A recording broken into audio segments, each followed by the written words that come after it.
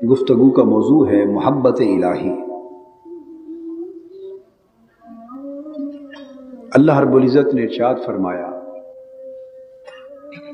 کہ ایمان والے لوگ اللہ سے ٹوٹ کر محبت کرتے ہیں، وہ اللہ کے ساتھ اپنی محبت میں بڑے شدید ہوتے ہیں۔ قبل اس کے کہ ہم محبت الہی کے مضمون کی طرف آئیں، ضروری ہے کہ محبت کا معنی اور اس کا تصور سمجھ لیا جائے۔ لفظ محبت، اس کے بارے میں علماء لغت کے کئی اقوال ہیں۔ ایک قول یہ ہے کہ محبت کا لفظ الحب، یہ جو لفظ ہے یہ الحبہ سے نکلا ہے، الحب اور الحبہ میں سے نکلا ہے، حب یا محبت کا لفظ۔ حب اور حبہ یہ گندم یا جو وغیرہ کے دانے کو کہتے ہیں۔ اسی طرح خوشبودار پودے اور پھول، ان کے بیج کو بھی حبہ کہا جاتا ہے، حبہ بھی کہا جاتا ہے۔ بیج کے لیے لفظ حبہ استعمال کرتے ہیں، دانے کے لیے حبہ استعمال کرتے ہیں۔ قرآن مجید نے ارشاد فرمایا، اس لفظ کو اس معنی میں قرآن مجید میں بیان کیا ہے۔ ارشاد فرمایا کمثل حبۃ انبتت سبع سنابل فی کل سنبلۃ مئۃ حبہ۔ اللہ کی راہ میں خرچ کیے جانے والے مال کی مثال ایسے ہے جیسے ایک دانہ ہو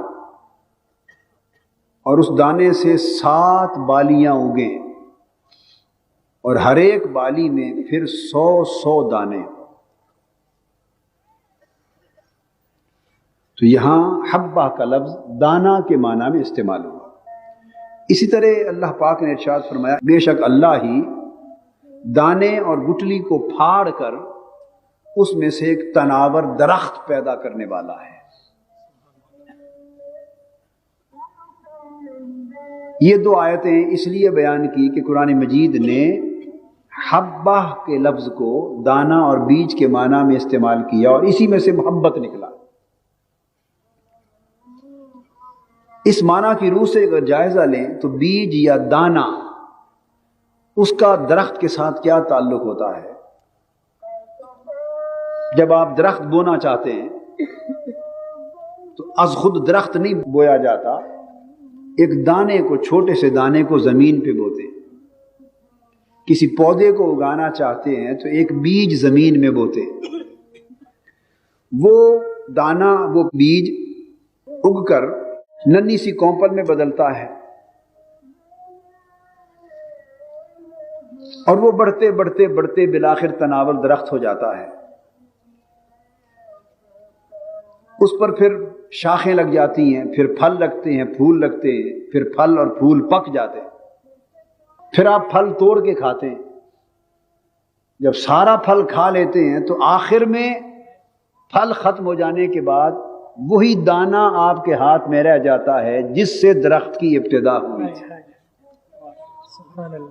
جب پھل کھا لیتے ہیں تو وہی بیج آخر پہ بچ جاتا ہے جس سے اس پودے کی ابتدا ہوئی تھی۔ اس کا مطلب یہ ہوا کہ دانہ درخت کی ابتدا بھی ہوتا ہے اور وہی درخت کی انتہا بھی ہوتا ہے۔ دانہ درخت کا اوریجن بھی ہے اور دانہ ہی درخت کا یا پودے کا اینڈ اور آخری مرحلہ بھی ہے۔ دانہ درخت کی اصل بھی ہے اور دانہ درخت کا ماں حاصل بھی ہے۔ جس طرح دانہ اور بیج، اب اس میں شاخیں نکلیں گی، پھل لگیں گے، پھول لگیں گے، پھل کا جو ذائقہ ہوگا وہ پھل نے کہیں سے حاصل نہیں کیا، وہ ذائقہ اس کو شاخوں نے نہیں دیا، وہ ذائقہ اس کو تنے نے بھی نہیں دیا۔ آپ جو کچھ پھل کھا رہے ہیں اور اس کی جو خوشبو، جو مہک، جو لذت، جو شیرینی، جو حلاوت، جو ذائقہ، جو کچھ چکھ رہے ہیں وہ سارا کا سارا اسی دانے سے سرایت کر کے اوپر آیا ہے. وہ سب کچھ اس دانے میں مضمر تھا جو پورے کے پورے درخت میں پھیل گیا ہے.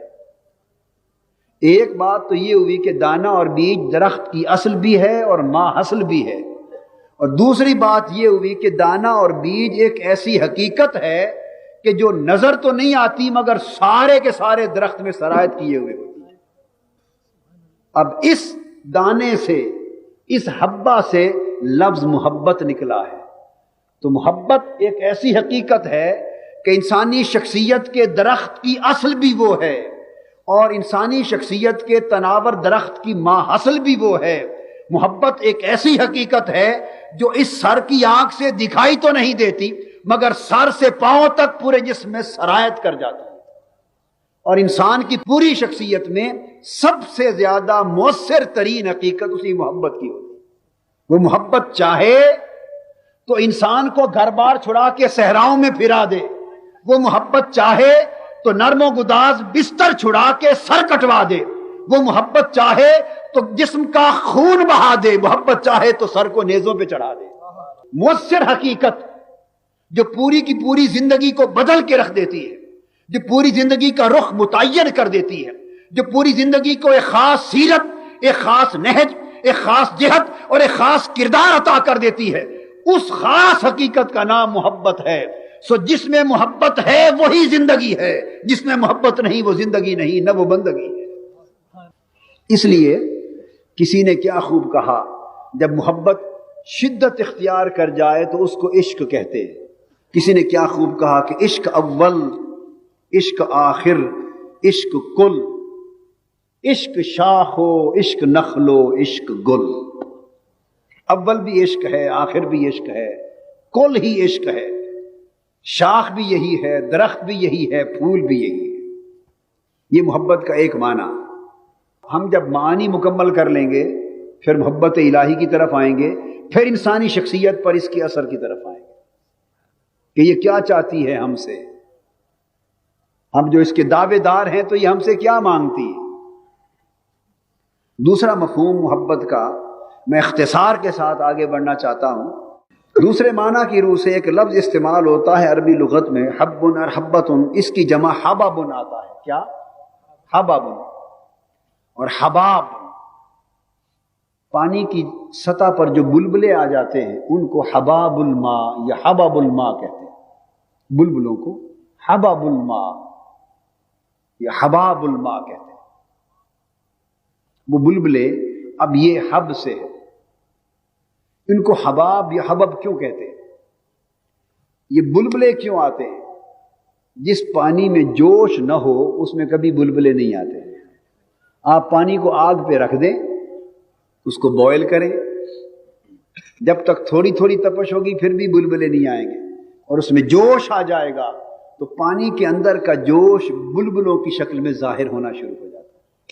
تو بلبلے پانی کے اندر کی تپش، اس کے اندر کے ولولے، اس کے جذبے، اس کے جوش و خروش کا اظہار ہوتے ہیں. اسی طرح جب موسلادھار بارش ہوتی ہے یا آبشار کا پانی کسی جگہ گرتا ہے تو جب تک تو پانی میں سکون رہتا ہے، بلبلے نہیں آتے. جب اس کے اندر ہلچل مچتی ہے، ایک تموج آتا ہے، ایک تلاطم آتا ہے تو اس کی سطح پر بلبلوں کا ظہور ہونا شروع ہو جاتا ہے. اس کا مطلب یہ ہے کہ بلبلوں کا ظاہر ہونا اندر کا جوش ہے. اس میں سے لفظ محبت نکلا. تو محبت کا مطلب ہے کہ یہ ایک ایسا جوش ہے جو انسان کی شخصیت کے اندر کسی رغبت کے لیے، کسی کی طرف جھکاؤ ہو گیا، کسی کی طرف میلان ہو گیا، کسی کے ساتھ انس ہو گیا، وہ بڑھتا گیا، وہ محبت بن گئی، وہ عشق بن گیا، وہ جنون بن گیا، جذبہ پکتا رہا، اس کے اندر ابال آتا گیا، جوش آتا گیا، خروش آتا گیا. تو وہ کیفیت جب انسان کی زندگی کے مختلف احوال سے ظاہر ہونے لگے اور اس کے دل میں ایسا جوش مارنے لگے کہ نہ دن کو آرام کرنے دے نہ رات کو سونے دے، اس کی آنکھوں میں جوش مارے تو آنکھیں برس پڑے، اس کے دل میں جوش مارے تو دل تڑپ جائے، اس کے وجود میں جوش مارے تو جسم تڑپ جائے، اس کی زندگی میں جوش مارے تو زندگی بے تاب ہو جائے. تو جب جذبہ اس حد تک جوش پہ پہنچتا ہے تو جوش کی اس کیفیت کو محبت کہتے ہیں۔ تو جب محبت آتی ہے تو انسان بے قرار ہو جاتا، محبت والے مضطرب ہوتے، یہ علامت ہے محبت کی، ورنہ اگر نیری عقل کی فرما روائی ہوتی تو سردیوں کی رات میں نرم گداز گرم بستر چھوڑ کے یہاں کوئی کیوں آتا؟ تھوڑی صحیح یا زیادہ، دبی بجھی چنگاری صحیح یا بھڑکتی ہوئی چنگاری، مگر ہر انسان کے وجود میں اور آقا دو جہاں کے ہر امتی اور ہر غلام کے وجود میں اس کی خاک جسم میں کوئی بجھی بجھی چنگاری محبت کی ضرور ہے کہ اسے خبر ملتی ہے کہ آج ایک خاص رات ہے، آج انوار و تجلیات کے نزول کی رات ہے، آج جا نرم و گداز گرم بستر چھوڑ اور ٹھنڈی رات میں جاگ، نیچے بھی سردی ہوگی، اوپر سے بھی سردی ہوگی، بے آرامی بھی ہوگی، آسائش بھی نہ ہوگی، آرام بھی نہ ہوگا، کوئی اور جذبہ نہیں لایا۔ عقل سے پوچھو، عقل کہتی ہے میں تو نہیں لائی۔ اگر اس نے مجھ سے پوچھا ہوتا تو کہتا بے عقل بیٹھ آرام کر گھر میں، اگر یہ مجھ سے مشورہ کرتا تو کہتا گرم بستر میں سو۔ شعور کہتا ہے میں تو نہیں لایا، خیرت کہتی ہے میں تو نہیں لائی۔ انسان ہر ایک سے پوچھتا ہے حواس تو مجھے یہاں لایا؟ اے عقل تو لائی، شعور تو لایا، اے فکر تدبر تو لایا؟ ہر ایک نے کہا میں تو نہیں لایا۔ اس نے جاگ کے دیکھا ایک جذبہ انگڑائی لے رہا تھا، وہ جذبہ محبت الہی تھا، وہ چنگاری عشق خدا کی تھی۔ وہ بولی میں تجھے گرم بستر چھوڑ کے ٹھٹھرتی سردی میں لے آئی ہوں، اس لیے کہ اے نادا ایک رات جاگ، یہ چنگاری جو بجھ رہی ہے شاید کوئی ہوا آئے اور چنگاری شعلہ بن جائے۔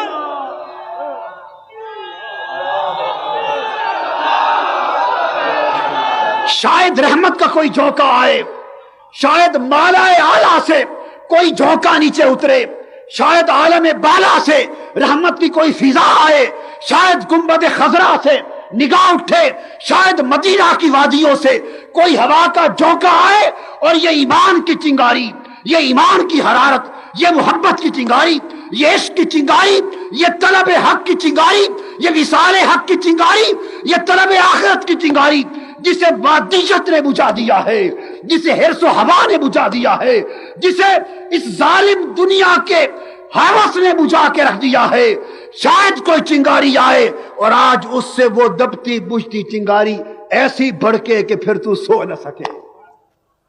اسے محبت کہتے ہیں۔ وہ جذبہ انسان کو مارا مارا پھرا رہا ہے۔ پھر اس کا ایک تیسرا مفہوم ہے۔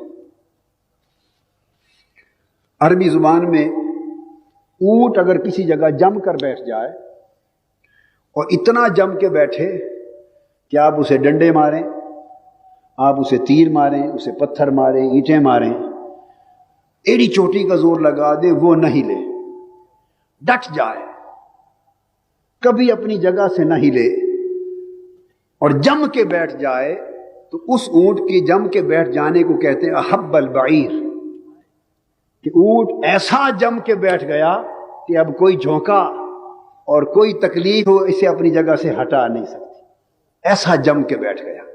احبہ، اس سے لفظ محبت ہے۔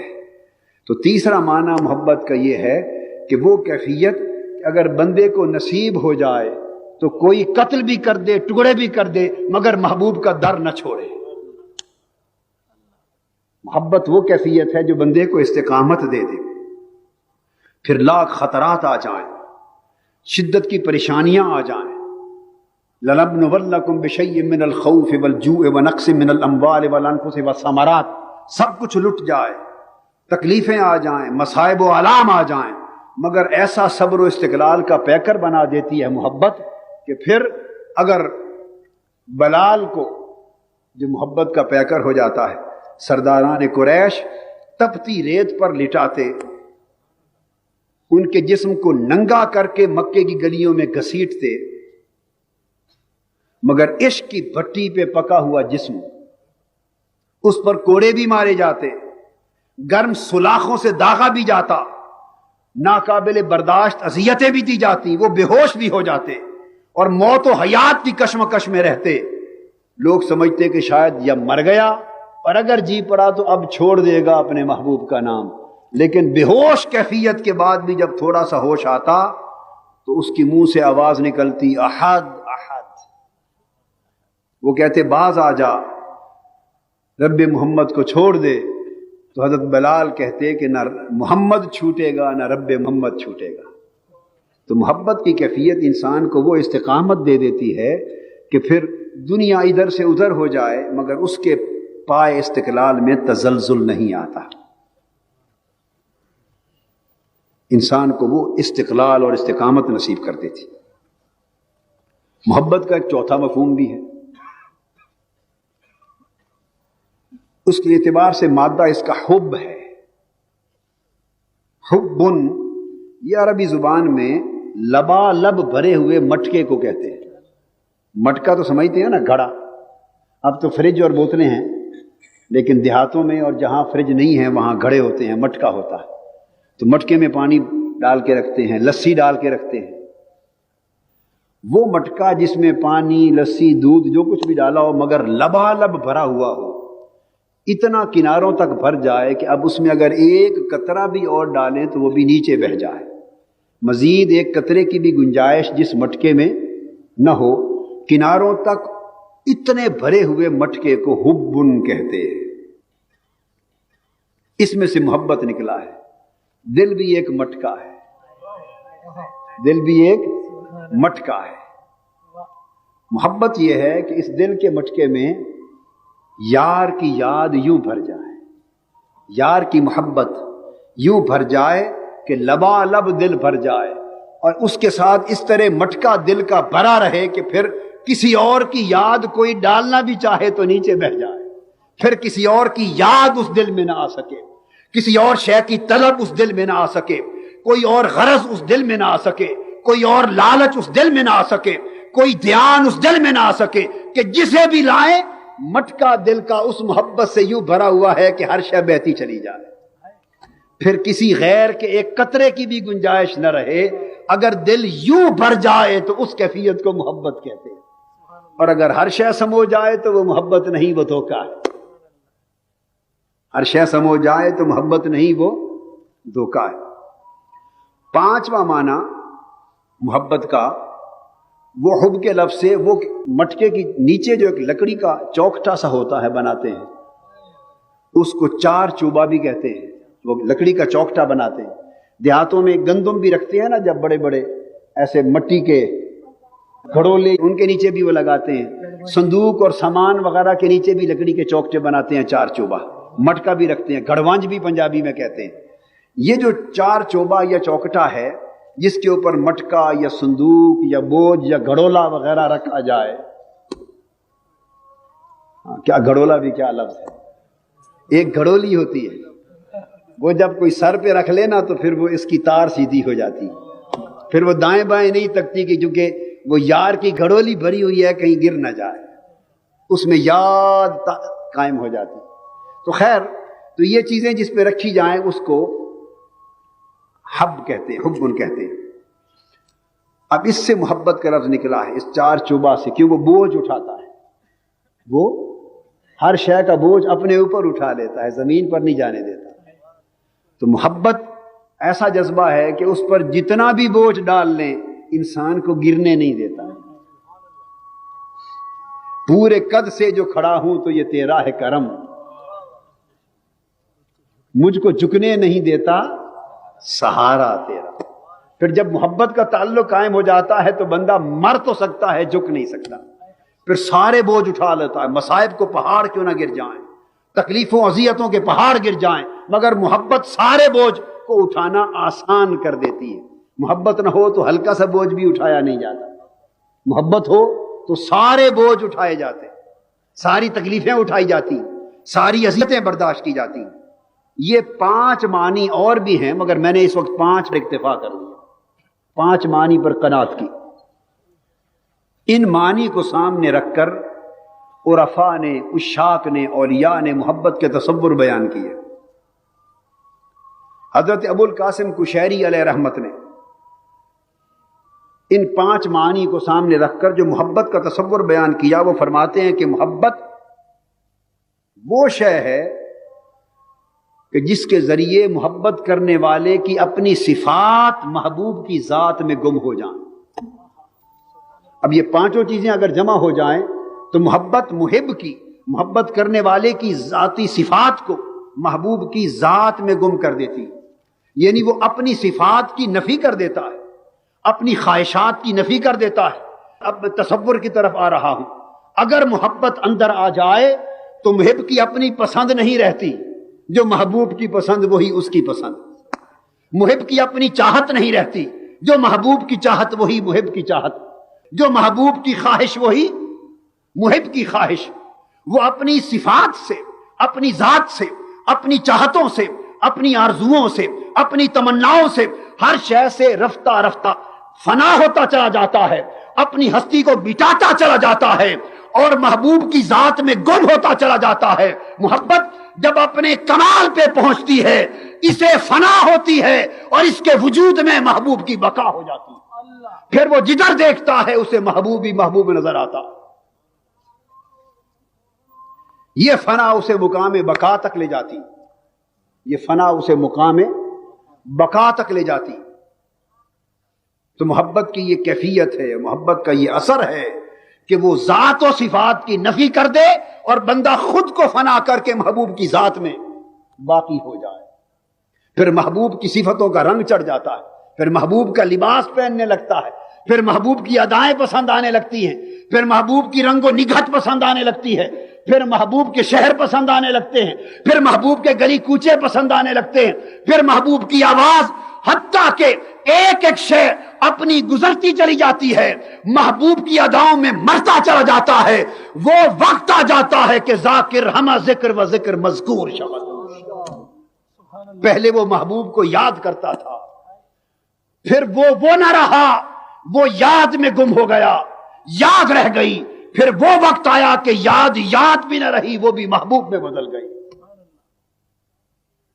یہ ایک مقام فنا ہے اور محبت کی انتہا۔ حضرت شیخ سہل بن عبداللہ تستری رحمۃ اللہ علیہ، ان سے پوچھا محبت کیا ہے؟ وہ فرماتے ہیں محبت یہ ہے کہ بندہ محبوب کی اطاعت سے ایسا ہمکنار ہو۔ محبت یہ ہے کہ بندہ اپنے محبوب کی اطاعت اور اس کے ہر حکم کی تعمیل میں یوں غرق ہو جائے کہ اس کی زندگی میں محبوب کی معمولی سی بات کی مخالفت بھی ممکن نہ رہے۔ جب اس کی زندگی سے محبوب کی مخالفت نکل جائے اور وہ اس کی اطاعت کا پیکر ہو جائے تو اس کی یہ کیفیت محبت کہلاتی ہے۔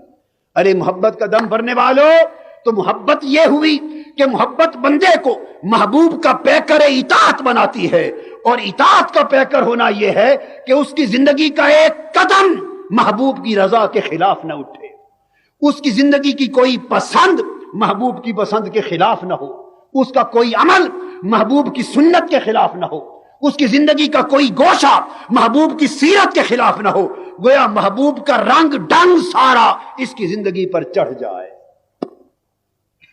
ارادی ہو یا غیر ارادی۔ حضرت شیخ شبلی سے پوچھا محبت کیا ہے؟ فرمانے لگے محبت یہ ہے کہ دل محبوب کے سوا ہر شے کو محو کر دے، مٹا دے، صرف محبوب ہی یاد رہ جائے، باقی ہر ماں سوا مٹ جائے۔ یحییٰ بن معاذ راضی سے پوچھا علیہ رحمت حضرت محبت کیا ہے؟ فرماتے ہیں محبت یہ ہے جو جفا سے کم نہ ہو۔ ہائے ہائے ہائے، محبت یہ ہے جو جفا سے دیکھے یا نہ دیکھے، یہ تو محبوب کا حق ہے، نہ تو آہو فغاں کر نہ تو غیروں کو گلا دے۔ محبت وہ کیفیت ہے کہ جو جفا کو ختم کر دیتی ہے۔ ہم محبت کا دعویٰ بھی کرتے ہیں اور شکوہ و جفا کے پیکر بھی بنے رہتے ہیں۔ محبت صلہ سے بے نیاز ہوتی ہے، محبت نتیجے سے بے نیاز ہوتی ہے، محبت اجرت سے بے نیاز ہوتی ہے، محبت طلب سے بے نیاز ہوتی ہے۔ محبوب دیکھے یا نہ دیکھے محبت کو اس سے غرض نہیں، محبوب دے یا نہ دے محبت کو اس سے غرض نہیں، محبوب ملے یا نہ ملے عمر بیت جائے محبت اس سے بے نیاز ہے، محبوب وفا کرے یا جفا کرے محبت اس سے بے نیاز ہوتی ہے۔ اور محبوب اگر جفاؤں کی انتہا بھی کر دے اور محبت کم نہ ہو تو پھر وہ محبت کہلانے کی حقدار ہے۔ اگر محبوب نے رخ موڑ لیا اور محبت کم ہو گئی تو یہ محبت نہ تھی، یہ سوداگری تھی، یہ طلب اجرت تھی۔ محبوب نے جفا کی، محبت چلی گئی، یہ محبت نہ تھی، یہ سوداگری تھی، یہ تجارت تھی، یہ طلب صلہ تھا۔ اس کی بات ہم آگے چل کے کریں گے کہ کیسے محبوب جفا میں بھی کم نہیں ہوتی محبت، اور ان صلوں سے بے نیاز ہوتی۔ جب یہ چند چیزیں ہمارے سامنے آ گئیں، اب اس کی روشنی میں جب ہم دیکھتے ہیں بندے کی اللہ سے محبت اس وقت تک نہیں ہوتی جب تک اللہ کی بندے سے محبت نہ شروع ہو جائے۔ عام طور پہ تو آپ یہ سمجھتے ہیں کہ بندہ اللہ سے محبت کرنے لگتا ہے تب اللہ بندے سے محبت کرتا ہے، لیکن بات یہ نہیں، بات اس کے برعکس ہے۔ اس بندے کو تو اللہ کی محبت کی توفیق ہی نصیب نہیں ہوتی اس وقت تک جب تک وہ حسین و جمیل رب، وہ محبوب حقیقی خود بندے سے محبت نہ کرے۔ یہاں معاملہ الٹ ہے۔ دنیا میں محب محبوب سے محبت کیا کرتے ہیں، مگر رب کائنات کے نظام میں وہ محبوب حقیقی بندوں سے محبت کا آغاز کرتا ہے۔ محبت وہاں سے شروع ہوتی ہے۔ وہ جس سے محبت کرتا ہے اس محبت کا پرتاؤ پڑتا ہے تو بندے کے دل میں خدا کی محبت جوش مارتی ہے۔ اس لیے اللہ پاک نے فرمایا یا ایھا الذین آمنوا من یرتد منکم عن دینہ فسوف یأتی اللہ بقوم یحبہم ویحبونہ۔ ایمان والو، اگر تم اللہ کے دین سے پھر گئے تو اللہ تمہیں مٹا دے گا، اور ان قریب ایسے لوگوں کو لائے گا جن سے اللہ خود محبت کرتا ہوگا، اور پھر وہ اللہ سے محبت کرتے ہوں گے۔ یحبہم ویحبونہ، اللہ ان سے محبت کرتا ہوگا، اور پھر اس کے پرتو کے طور پر، ریفلیکشن کے طور پہ وہ اللہ سے محبت کرتے ہوں گے۔ تو اللہ بندے سے محبت کرتا ہے۔ اب یہ انسانی زندگی میں اللہ کی محبت کا رنگ کیسے نمایاں ہوتا ہے، اللہ کی محبت کا پتہ کیسے چلتا ہے، کیونکہ اس کی محبت ہی بندے کو اللہ کی محبت پر لاتی۔ رضا بھی اسی طرح ہے۔ سیدنا موسیٰ علیہ السلام نے پوچھا باری تعالیٰ کیسے پتہ چلتا ہے کہ تو بندے سے راضی ہے؟ یہ کیسے پتہ چلتا ہے کہ تو بندے سے راضی ہے؟ اللہ پاک نے وہی بھیجی، فرمایا موسیٰ اپنے دل کو دیکھا کر، اگر تیرا دل اللہ سے راضی ہے تو سمجھ لیں کہ پہلے اللہ تجھ سے راضی ہو گیا تھا۔ جب تک اللہ بندے سے راضی نہیں ہوتا بندہ رب سے راضی ہو ہی نہیں سکتا۔ تو جب تک اللہ بندے سے محبت نہیں کرتا بندہ اللہ کی محبت میں مست ہو نہیں سکتا۔ اب اللہ کا بندے سے محبت کرنا، اس کا معنی کیا ہے؟ اس کا ایک معنی تو یہ ہے کہ اللہ اپنے بندے کو جس سے محبت کرتا ہے دنیا کے نظام سے ہٹ کر اپنی رحمت کے لیے چن لیتا ہے۔ جسے اللہ اپنے فضل و رحمت کے لیے مختص کر لے، سمجھو کہ اللہ نے اس سے محبت کر لی۔ ارشاد ہوا واللہ یختص برحمتہ من یشاء، اور اللہ اپنی رحمت کے لیے خاص کر لیتا ہے جس کو چاہتا ہے۔ موسیٰ علیہ السلام کو فرمایا حضرت خضر کی نشاندہی کرتے ہوئے فوجدا عبدا من عبادنا آتیناہ رحمتا من عندنا وعلمناہ من لدنا علما، انہوں نے اللہ کے بندوں میں سے ایک خاص بندے کو پا لیا، اور وہ بندہ کیا تھا؟ جس کو ہم نے اپنے خاص خزانہ رحمت میں سے رحمت عطا کی تھی، اور اپنے خاص خزانہ علم میں سے علم کی دولت عطا کی تھی۔ تو اللہ جس بندے سے محبت کرتا ہے اسے اپنی خاص رحمت کے ساتھ نوازتا ہے۔ اس لیے ارشاد ہوا اللہ یجتبی الیہ من یشاء ویہدی الیہ من ینیب، جو لوگ کوشش کرتے ہیں اللہ کی محبت کی انہیں رب اپنی محبت کی راہ دکھا دیتا ہے، اپنے قرب و وصال کی راہ دکھا دیتا ہے۔ لیکن کچھ وہ ہیں جو جاگ جاگ کر محنت کرتے ہیں اور چاہتے ہیں مولا تیرے قریب ہو جائیں، تو اللہ کے ہاں عدل ہے، جو اس کے قریب ہونا چاہتا ہے اللہ ان کے لیے راستے کھولتا چلا جاتا ہے اور اپنی قربت کی راہیں دکھاتا چلا جاتا ہے۔ مگر کچھ وہ خوش نصیب ہیں جن سے خدا کو پیار ہوتا ہے، جو خدا کے محبوب ہوتے ہیں، جنہیں خدا اپنی محبت کے لیے، اپنے پیار کے لیے، اپنی قربت کے لیے، اپنے وصال کے لیے، اپنے دیدار کے لیے چن لیتا ہے۔ جنہیں خدا چن لیتا ہے، فرماتا ہے اللہ یجتبی الی من یشاء، وہ کبھی سوتے ہوتے ہیں، وہ چاہے تو جاگتوں کو نہ ملے اور سوتوں کو مل جائے۔ حضرت سلطان باہو نے فرمایا کئی جاگن تے کئی جاگ نہ جانن، کئی جاگن تے کئی جاگ نہ جانن، تے جاگ دیاں بھی ستے ہوں، کنہ نو رب ستیاں ملیا تے کئی جاگ دے بھی گئے مٹھے ہوں۔ یہ اس کے اپنے فیصلے ہیں، چاہے تو حضرت موسیٰ کو بلا لے ایک حد تک اور کہے موسیٰ آ، طور کی داہنی جانب تجھ سے کچھ راز کی باتیں کریں، وَنَادَيْنَاهُ مِنْ جَانِبِ الطُّورِ الْأَيْمَنِ وَقَرَّبْنَاهُ نَجِيًّا، آ طور کی داہنی جانب، موسیٰ ذرا لوگوں سے الگ ہو، لوگوں کی ہجوم کو چھوڑ، ذرا تنہائی میں آ، ذرا تنہائی میں آ، راز کی باتیں، پیار کی باتیں ہجوم میں نہیں تنہائی میں ہوتی۔ قربناہ نجیہ، تیرے ساتھ سرگوشیاں کرتے، کچھ پیار کی باتیں کرتے، تنہا بلا لیا، پیار کی باتیں کرنے لگے، راز کی باتیں کرنے لگے، سرگوشیاں کرنے لگے، کان میں رس گھل گئے، پیاری پیاری آواز آئی، میٹھی میٹھی باتیں آئیں، قربت کا احساس ہوا، موسیٰ علیہ السلام مچل گئے، سمجھا کہ راز کی باتیں ہونے لگی، قربت کی باتیں ہونے لگی، سرگوشیاں ہونے لگی، الگ بلا کے قربت میں لے لیا، خیال آیا کہ جب یہاں تک پہنچا دیا ہے تو اگلی درخواست بھی کر دوں کہ ارے میٹھی باتیں کرنے والے پیارے ایک پردہ بھی ہٹا دے، باتیں سنائی ہیں ذرا جلوہ بھی کرا دے۔ مچل گئے، عرض کیا رب ارنی انظر الیک، مولا تیری میٹھی میٹھی آواز نے کانوں میں تو رس گھول دیا ہے، طبیعت مچل گئی ہے، جی چاہتا ہے کہ تنہائی میں ایک پردہ اٹھا تیرا جلوہ بھی کر لوں۔ فرمایا نہیں موسیٰ، تیرا مقام یہیں تک تھا، لن ترانی، یہاں بلا کے بھی پردہ نہیں اتارا، جس کو دکھانا ہوگا اسے سوئے ہوئے کو بلائیں گے، کعبہ قوسین پر لے جائیں گے اور مقام کعبہ قوسین پر بٹھا کر مکاں کو نیچے چھوڑ دیں گے، لا مکاں کو چھوڑ دیں گے، مخلوق کو چھوڑ دیں گے، سارے مکان و لا مکاں جب نیچے رہ جائیں گے، ساتھ لانے والا نیچے رہ جائے گا، ساری دنیا بے خبر ہوگی، کعبہ کو حسین ادنا کی گود میں بٹھا کر پردہ اٹھائیں گے اور کہیں گے محبوب ما زاغ البصر وما طغى، اب تو مجھے دیکھتا جا جتنا دیکھ سکتا ہے، میں جلوے تیرے اندر اتارتا جاؤں جتنے اتارنا چاہتا ہے۔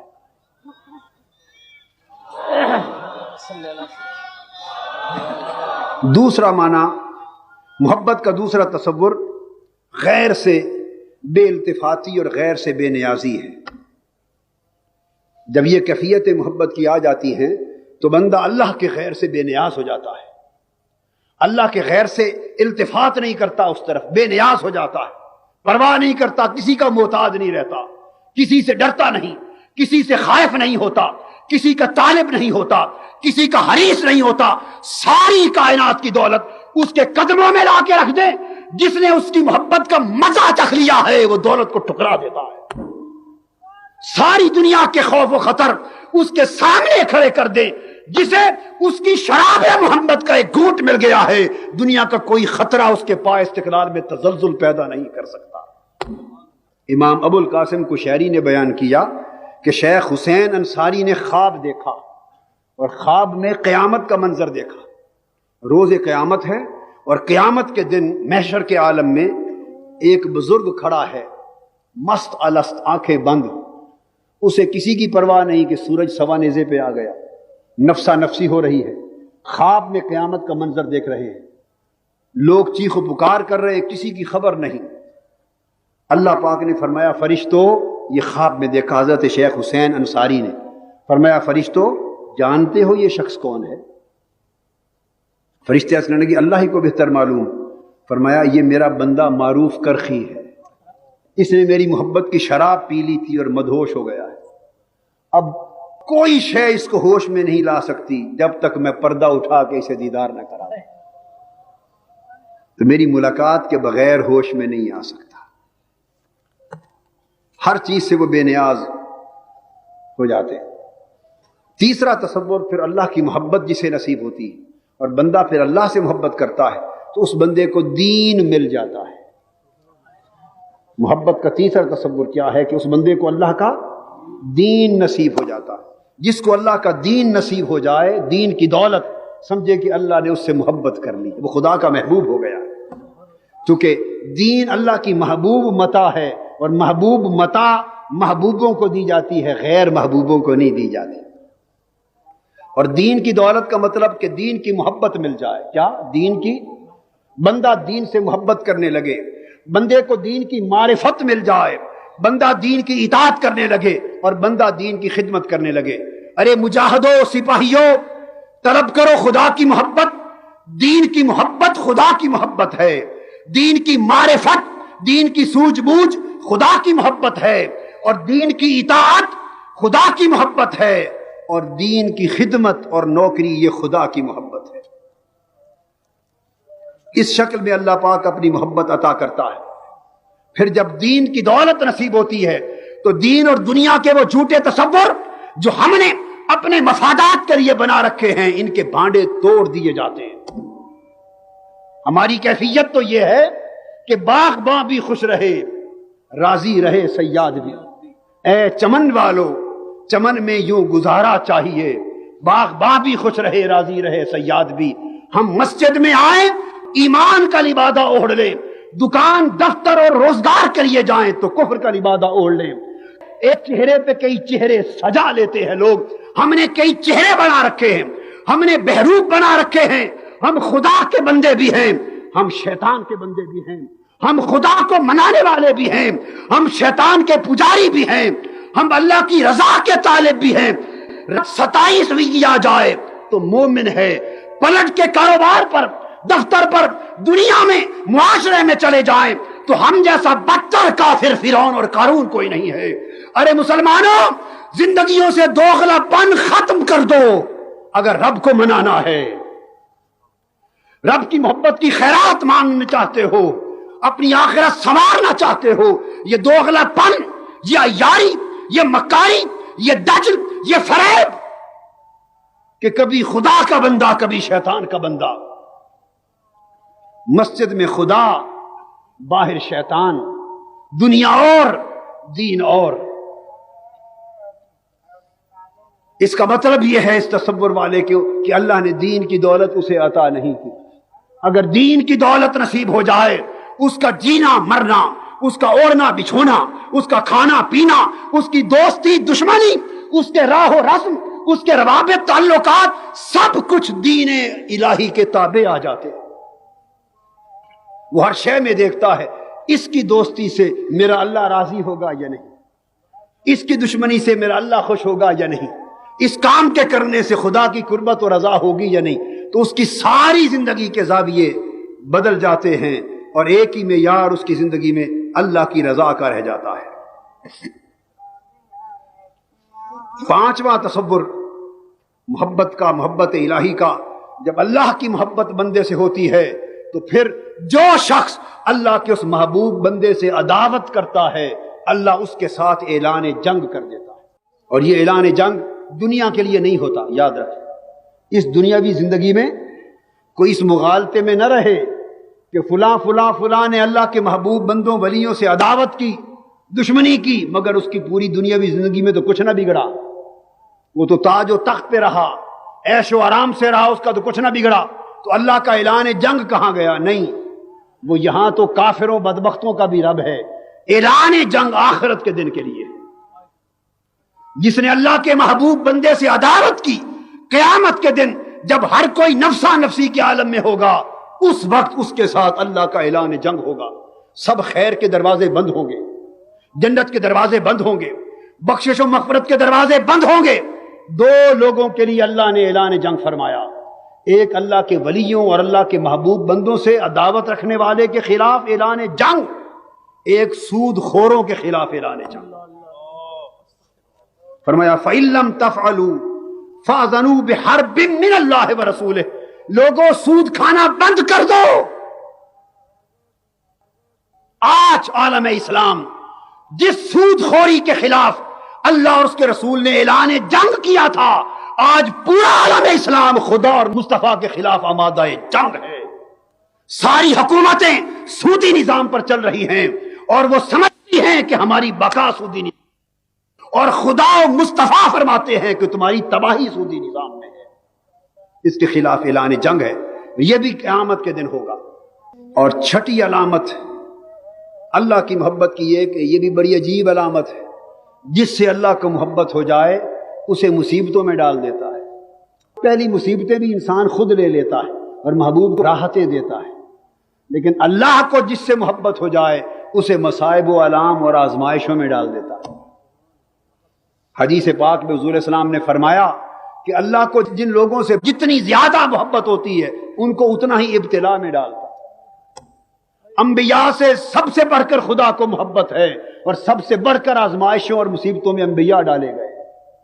اور حضور نے فرمایا میں اللہ کا حبیب ہوں، سب سے بڑا محبوب کائنات میں مصطفیٰ کی ذات پاک، اور فرماتے ہیں آقا سب نبیوں سے بڑھ کر آزمائشیں اور ابتلا مجھے عطا کیے گئے۔ کیوں یہ آزمائشیں کیوں دی جاتی؟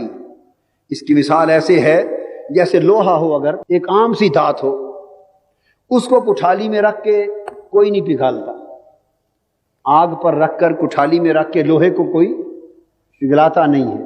لوہا جو ہے عام دھات کی اتنی فکر نہیں کی جاتی، مگر جو سونا ہونے کا دعویٰ کرے، جو ڈلی کہے میں سونا ہوں، سنار سب سے پہلے اس کو کٹھالی میں رکھ کے آگ پہ پگھلاتا ہے، بار بار پگھلاتا ہے، کسوٹی سے چیک کرتا ہے کہ واقعی سونا ہے، کہ اگر ہے سونا تو اس کا کھوٹ چھوٹا موٹا وہ بھی نکل جائے تاکہ خالص ہو جائے۔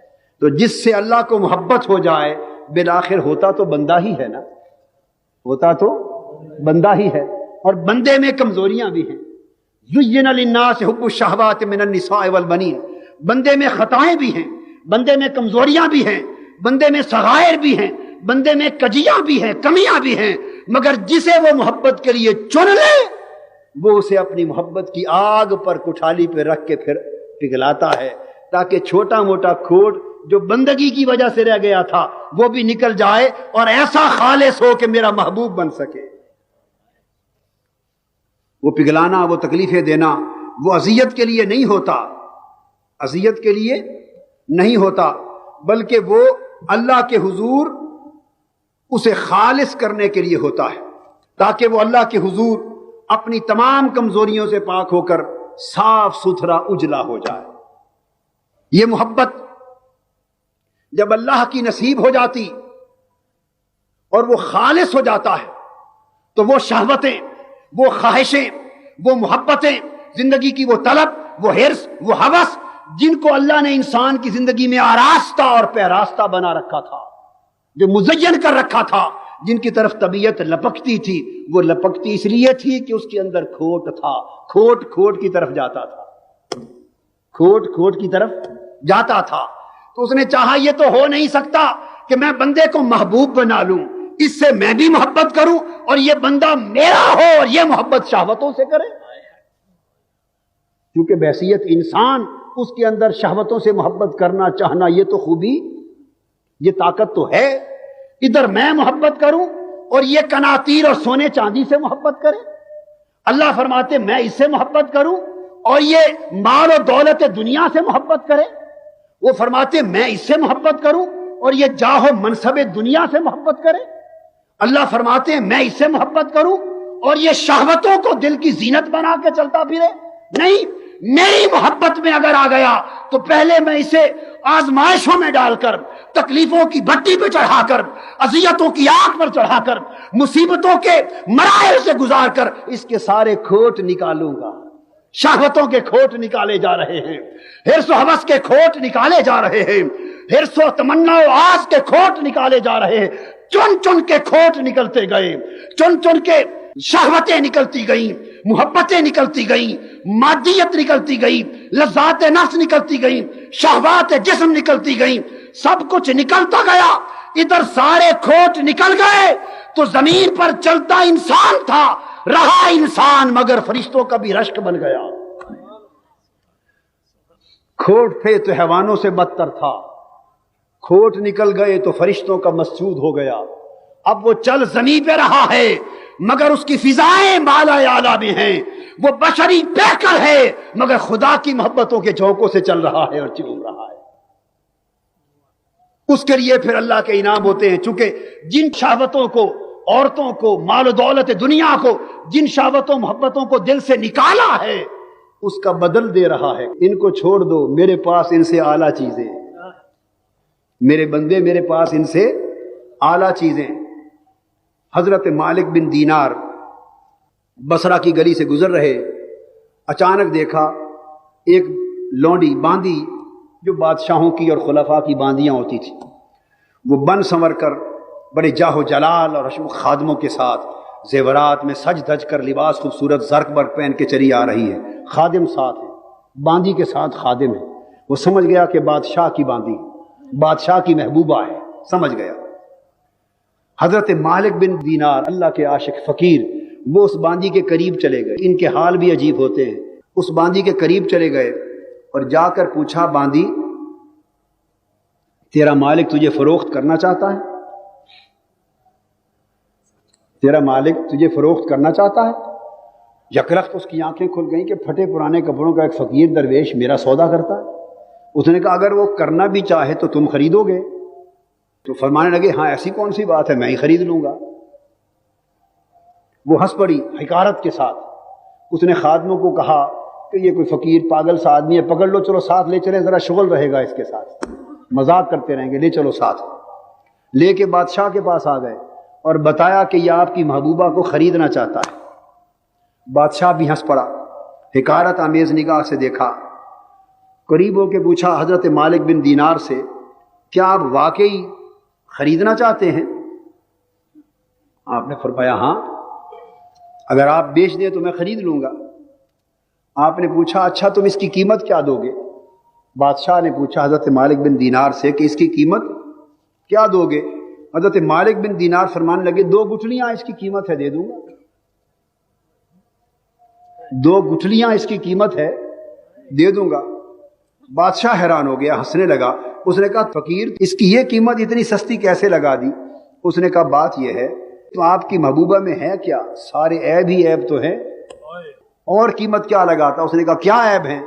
اس نے کہا اگر عطر نہ لگائے تو بدن سے بدبو آنے لگے، اگر یہ عطر نہ لگائے پسینہ آ جائے تو بدن سے بدبو آنے لگے تو قریب نہ جائے، اگر بالوں میں تیل نہ لگائے کنگھی نہ کرے تو بال پراگندہ بدنما ہو جائیں، جوئیں پڑ جائیں، اگر دانت صاف نہ کرے تو منہ سے بدبو آنے لگے، اس کی عمر زیادہ ہو جائے بوڑھی لگے تو تیری رغبت کم ہو جائے،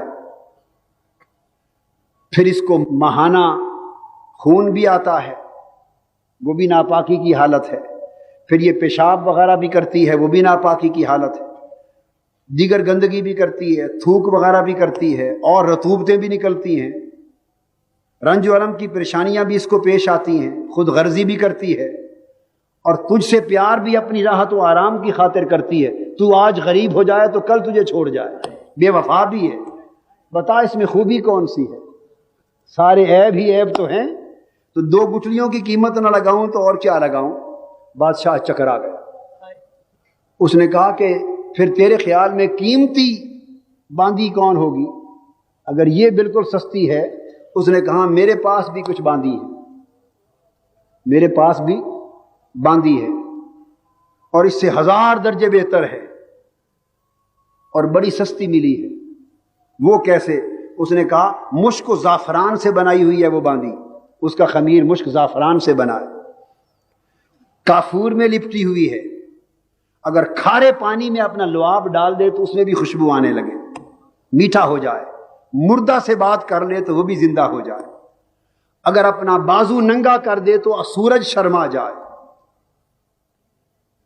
اگر اندھیرے میں آ جائے تو گھر روشن ہو جائے، وہ میری باندی ہے، اگر دنیا میں زیب و زینت کے ساتھ آ جائے تو سارا جہان پاگل ہو جائے. زعفران کے باغوں میں پرورش ہوتی ہے اس کی، یاقوت اور مرجان کی ٹہنیوں سے کھیلتی ہے، ہر طرح نعمتوں کے خیموں میں رہتی ہے، تسنیم کے چشموں میں نہاتی ہے، وعدہ خلافی نہیں کرتی، جس سے محبت کرے پھر محبت بدلتی نہیں. بتاؤ وہ باندی کیسی ہے؟ اس نے کہا وہ تو بڑی اونچی باندی ہے، بڑی اونچی باندی ہے. بادشاہ نے پوچھا کیا وہ مجھے مل سکتی ہے؟ ہاں وہ تمہیں بھی مل سکتی ہے. اس کا سودا کیسے کر سکتے ہیں؟ اس کی قیمت کیا ہے؟ کہنے لگے کچھ نہیں، بس خدا سے عشق کر لو. خدا سے عشق کر لو، اس کی قیمت اللہ سے عشق ہے. اگر اللہ سے عشق ہو جائے اور اس عشق سے تائب ہو جاؤ تو پھر وہ باندیاں نصیب ہو جائیں گی. وہ تو ایک کیفیت ہے، وہ محبت آثاری میں ہے، وہ محبت افعالی میں ہے. کچھ محبت محبوب کے آثار سے ہوتی ہے، کچھ محبت محبوب کے افعال اور کاموں سے ہوتی ہے، کچھ محبت محبوب کی یادوں سے ہوتی ہے آثاری محبت، کچھ محبوب کے کاموں سے ہوتی ہے. میں تفصیل میں نہیں جا رہا. افعالی محبت کچھ محبوب کی صفتوں اور اداؤں سے ہوتی ہے. صفاتی محبت، یہ ساری محبتیں عارضی ہیں، یہ چلی جاتی ہیں. سب سے دائمی اور بڑی محبت ذاتی محبت ہوتی ہے کہ نہ آثار رہیں، نہ صفات رہیں، نہ افعال رہیں، فقط محبوب کی ذات سے محبت ہو اور ذات محبوب کے سوا کسی اور شے کی طلب ہی نہ ہو. رب کائنات کئی محبتوں کے درجے میں کئی نعمتیں دیتا ہے، تو فرمایا دنیا کے عیش و آرام اور شہوتوں کو طلب کرنے والوں، آؤ ان حسین و جمیل خوابوں میں گم ہو کے رہنے والوں، ذرا دیکھو کچھ باغات ادھر بھی ہیں، کوئی چشمے ادھر بھی ہیں، کچھ محلات ادھر بھی ہیں، کچھ راحتیں ادھر بھی ہیں. میری طرف، میری محبت کی طرف قدم بڑھا کے دیکھو، میں راحت کی ان جنتوں میں تمہیں لے آؤں گا. اللہ پاک انہیں اپنی رضا خوشنودی کے باغات میں لے آیا. وہ خدا کی رضا کے چشموں میں نہانے لگے، خوشنودی کے باغات میں کھیلنے لگے، اور خدا کی قربت کے پھل کھانے لگے، اور خدا کی رحمت کے سائے کے نیچے سیر کرنے لگے. مگر کئی عاشق آگے کھڑے ہو گئے، وہ اداس تھے. حوریں دیکھ کر بھی اداس رہے، جنتیں دیکھ کر بھی اداس رہے، چشمان بہشت دیکھ کر اداس رہے، جنت کے پھل پھول دیکھ کر اداس رہے. وہ پریشان کھڑے ہیں، کچھ عاشق پریشان ہیں، چپ چپ ہیں. آگے بلایا گیا، اللہ پاک نے پوچھا تم کیوں چپ ہو؟ کیا میری جنتیں پسند نہیں آئیں؟ بولے نہیں مولا اچھی ہیں. اداس کیوں ہو؟ حوریں پسند نہیں آئیں؟ عرض کیا نہیں مولا اچھی ہیں. اداس کیوں ہو؟ باغات پسند نہیں آئے؟ مولا اچھے ہیں. تو چپ کیوں ہو؟ اداس کیوں ہو؟ وہ رو پڑے، آنکھیں چھلک پڑی، کہنے لگے مولا ہم نے گرم بستر تیری حوروں کے لیے تو نہیں چھوڑے تھے، ہم نے زندگی کے عیش و آرام ان باغات کے لیے تو نہیں چھوڑے تھے. ہم سوداگر نہ تھے، ہم تاجر نہ تھے، ہم نے سودا دنیا جو بیچی تھی ان باغوں کے لیے نہیں مولا. جس شے کی خاطر ہم نے دنیا کی لذتیں چھوڑی تھی وہ نہیں ملی، وہ ابھی تک نہیں ملی. مولا نے پوچھا وہ کیا تھا؟ عرض کیا مولا وہ تو تیرا مکھڑا تھا. اس وقت حکم ہوگا فرشتوں سب کو پیچھے ہٹا دو، سب کو ہٹا دو، صرف عاشق آگے آ جائیں. ہائے ہائے ہائے ہائے، راتوں کو رونے والے آگے آ جائیں، بستر چھوڑ کر تڑپنے والے آگے آ جائیں، میری خاطر آنسو گرانے والے آگے آ جائیں، عشق کرنے والے آگے آ جائیں. جنہوں نے فقط میری محبت کا سودا کیا تھا آگے بلائے جائیں گے. حکم ہو گیا ذرا نگاہ اٹھاؤ. عاشق نگاہ اٹھائیں گے، پردہ اٹھے گا، خدا کے جلوے میں غرق ہو جائیں گے، دیدار حق میں غرق ہو جائیں گے. دل ازل سے ہے کوئی آج کا شاید آئی ہے، تھی جو ایک چوٹ پرانی وہ ابھر آئی ہے. یہ پرانی چوٹ تھی، کب کی؟ جب تو نے وعدہ کیا تھا الستو بربکم، کیا میں تمہارا رب نہیں ہوں. وہی جو ایک جلوہ روحوں کو ہوا تھا، عاشقوں کی روحیں اس جلوے کے بعد تڑپتی پھرتی ہیں اور پھر پلٹ کر اسی جلوے کی طرف جانے کی خواہش مند ہیں. اس لیے چونکہ ان کا سودا بڑی چیز سے ہوا ہے، نہ تکلیفوں سے گھبراتے ہیں، نہ مصیبتوں سے گھبراتے ہیں، نہ وفا کا لالچ کرتے ہیں، نہ جفا سے ڈرتے ہیں. ان کے لیے وفا جفا سب برابر ہے، الفت میں برابر ہے، جفا ہو کہ وفا ہو. ہائے ہائے، الفت میں برابر ہے، وفا ہو یا جفا ہو، ہر چیز میں لذت ہے اگر دل میں مزہ ہو. یہ تو اس بندے کا حال ہوتا ہے کہ ہر چیز میں لذت ہے اگر دل میں مزہ. یہ تو اس کا حال ہے. اور اس کا حال کیا ہے؟ وہ جو محبت والا خوب ہوتا ہے، جب وہ تڑپتا ہے، جب راتوں کو اٹھتا ہے، نالو فغاں کرتا ہے، گریہ زاری کرتا ہے، اس کے آنسوؤں سے اسے لذت آتی، خوش ہوتا ہے۔ اپنے دیوانوں کے نالوں سے وہ خوش ہوتے ہیں، اپنے دیوانوں کے نالوں سے وہ خوش ہوتے ہیں، پس دیوار کھڑے سنتے ہیں شیون ان کا، پس دیوار کھڑے سنتے ہیں شیون ان کا۔ پھر ان کی کیفیت یہ ہوتی جیسے حضرت بابا فرید نے بیان کیا، حضرت بابا فرید گنج شکر نے اسرار الاولیاء میں بیان کیا۔ کیفیت ان کی یہ ہوتی ہے کہ جس طرح مجنو جس نے اپنا خون دیا تھا لیلا کی صحت یابی کے لیے، یہ حضرت بابا فرید الدین گنج شکر بیان کرتے ہیں۔ جب لیلا نے خیرات بانٹی شکرانے کی صحت مندی پر تو لوگ جمع ہو گئے، شہر کے فقیر، قطار میں مجنو بھی آ گیا، اپنے اپنے کاسے لے کر لیلا نے ہر ایک کا پیالہ بھر دیا، ہر ایک کو کچھ نہ کچھ دیا اور دے کر روانہ کیا۔ جب مجنو کی باری آئی، نہ اسے خیرات دی، نہ اسے پیار کی نگاہ دیکھا، اس کا ہاتھ مار کے پیالہ بھی توڑ دیا اور اس سے منہ موڑ کے اندر بھی چلی گئی، منہ موڑ کے اندر چلی گئی۔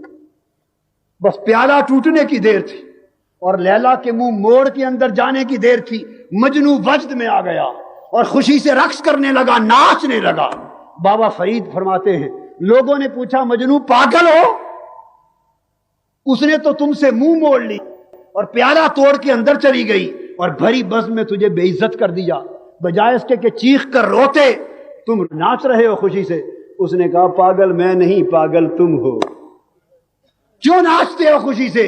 اس مجنو نے کہا کسی اور کا پیالہ توڑا ہوتا، ہر کوئی جو پیالہ لے کر آیا تھا کسی اور کا پیالہ توڑا ہوتا، یہ نگاہ مجھ پر ہی پڑی نا، ناچتا اس لیے ہوں کہ مجھے پہچان تو لیا، ہائے ہائے ہائے، ناچ اس لیے ہوں کہ مجھے پہچان تو لیا نا، پہچانا تو پیالہ توڑا۔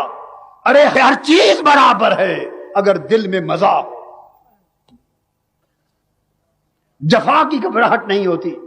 وہ جیسے حضور داتا گنج بخش علی حجویری نے کشف المحجوب میں لکھا کہ وہ عاشق جو 70 سال سے پہاڑ کی غار میں عبادت کر رہا تھا، پیغمبر کو وحی آئی اسے جا کے بتا دو کہ تیری 70 سال کی عبادت ہم نے رد کر دی، نامنظور کر دی۔ اللہ کے پیغمبر نے جا کے خبر دی کہ بابا تمہارا پیغام آیا ہے محبوب کی طرف سے۔ اس کی آنکھوں میں چمک آ گئی، کھڑا ہو گیا، میرے محبوب کا پیغام، کیا پیغام ہے؟ فرمانے لگے اللہ نے پیغام بھیجا ہے کہ تیری 70 سال کی عبادت ہم نے رد کر دی، نامنظور کر دی۔ بابا صاحب بھی لکھتے ہیں اسرار الاولیاء میں اور داتا صاحب کشف المحجوب میں، وہ 70 سالہ عبادت گزار عاشق رقص کرنے لگا، خوشی سے ناچنے لگا۔ پیغمبر نے پوچھا تیری 70 سال کی عبادت گئی؟ تو چیخ مار کے مر گیا ہوتا، کیوں ناچتا ہے خوشی سے؟ اس نے عرض کیا حضرت ناچتا اس لیے میں تو عاشق تھا، میرا تو کام تھا مناتے رہنا، عبادت کرتے رہنا، ریاضت کرتے رہنا، قبول کرے یا نہ کرے یہ اس کا کام تھا، مجھے کیا سروکار۔ ناچتا اس لیے ہوں کہ 70 سال بیتے، آج اس کے شمار میں تو آ گیا ہوں نا، آج اس کے شمار میں تو آ گیا، اس کے کسی کھاتے میں تو آ گیا ہوں نا۔ چلو نامنظور کر دیا، رد کر دیا، مگر اس کے کھاتے میں تو آ گیا، آج اس کو یاد تو آیا نا کہ مجھے پیغام بھیجا۔ بس عاشق لوگ نہ جفا دیکھتے ہیں نہ وفا دیکھتے ہیں، وہ دیکھتے ہیں تو فقط چہرہ دل ربا دیکھتے ہیں، وہ محبوب کی ادا دیکھتے، محبوب کی یاد کی طرف دیکھتے ہیں۔ تو لوگوں آؤ اپنی زندگیوں کو بدلنے کا آغاز کرو۔ آج کی رات شب قدر برکتوں والی رات، سعادتوں والی رات، انوار و تجلیات والی رات، معافی اور قبولیت کی رات ہے۔ ہماری زندگیاں اس مادی دنیا میں بھٹک گئی ہیں، ہم اپنا وطن بھول گئے ہیں لوگوں، ہم نے پردیس کو اپنا دیس سمجھ لیا۔ یہ پردیس تھا، ہمارا دیس نہ تھا۔ دیس تو وہ تھا جہاں سے آئے تھے، جہاں الستو بربکم کی صدائیں آئی تھی، جہاں اس کی قربت کے چشمے بہتے تھے، جہاں اس کے دیدار کی لذتوں کے باغ تھے، وہ جس جگہ سے آئے تھے وہ وطن تھا۔ اس نے ہمیں پردیس میں بھیجا آزمانے کے لیے کہ پیس کی رنگینیوں میں جا کر 50-60 سال کی رنگینیوں میں جا کر میری محبت والے مجھے یاد رکھتے ہیں یا بھول جاتے ہیں؟ ہائے ہم پردیس میں آ کر وطن بھول گئے، پردیس کی رنگینیوں میں کھو گئے اور اپنے دیس کی یاد کو بھول گئے۔ آؤ آج کی رات حقیقی دیس کی یاد دلا رہی ہے، اپنے اصل وطن کی یاد دلا رہی ہے۔ لوگوں، یہ زندگی 4 دن کا مستعار نعمت تھی، کسی کی آج رات ختم ہو جائے گی، کسی کی صبح ختم ہو جائے گی۔ کوئی 10 سال لے کے آیا ہے، کوئی 50 برس لے کے آیا ہے، کوئی یہاں ہمیشہ نہ رہا، نہ ہم میں سے کسی کو ہمیشہ رہنا ہے۔ دائمی وطن وہی ہے جہاں سے ہر کوئی آیا ہے اور جہاں ہر کوئی جا رہا ہے۔ آؤ پردیس کی رنگینیوں میں کھونے سے توبہ کرو، پلٹ جاؤ اس محبوب کی طرف کہ جب اس وقت سے پہلے کہ جب اس کا بلاوا آ جائے گا، اگر بلاوا آ گیا تو پھر یاد کا موقع نہ رہے گا۔ آؤ آج جو لمحے زندگی کے بچ گئے، اس مادی دنیا نے ہمیں اور تمہیں گمراہ کر دیا، اس شیطانی ماحول نے ہمیں محبوب کی یاد سے دور کر دیا، اس نفسانی ماحول نے ہمیں وطن سے دور کر دیا، اس شہوانی ماحول نے ہمیں برباد کر دیا۔ آؤ لوگو، آج بربادیوں سے توبہ کرو، اپنی آبادی کی طرف آ جاؤ، اپنے دیس کی طرف سفر کرو، رخ موڑ لو، مہارے موڑ لو۔ آؤ ہم سب پلٹ جائیں اپنے دیس کی طرف، محبوب کی طرف۔ خدا کی عزت کی قسم، ہم بھولے ہیں، وہ ابھی تک بھی نہیں بھولا۔ ہم بھولے ہیں، وہ ابھی تک نہیں بھولا۔ وہ کہتا ہے کہ بندے تو 1 قدم میری طرف مڑ کر آ، میں 70 قدم بڑھ کے تیری طرف آؤں گا۔ بندے تو 1 بار مجھ سے معافی مانگ، میں 70 بار بخشنے کو تیار ہوں گا۔ اور اولیاء نے کہا کہ اللہ پاک نے محبت کے 100 حصے کیے، محبت کے 100 حصے کیے، صرف 1 حصہ محبت کا ساری کائنات کے لوگوں میں بانٹا۔ یہ جو ہم اور آپ ایک دوسرے سے محبت کرتے پھرتے ہیں، یہ 1 حصہ محبت ہے جو بندوں میں بانٹا کہ بندے بندوں سے محبت کریں، اور 99 حصے محبت کے اپنے پاس رکھ لیے، اور 99 حصے محبت کے اس کے بندوں کے ساتھ۔ وہ اپنے بندے سے محبت کرتا ہے، اور بندہ جب اس سے مانگے بغیر چلا جاتا ہے، اس کی رحمت پکارتی رہتی ہے، بندے میں تو دینا چاہتا تھا، تو نے کیوں منہ موڑ لیا؟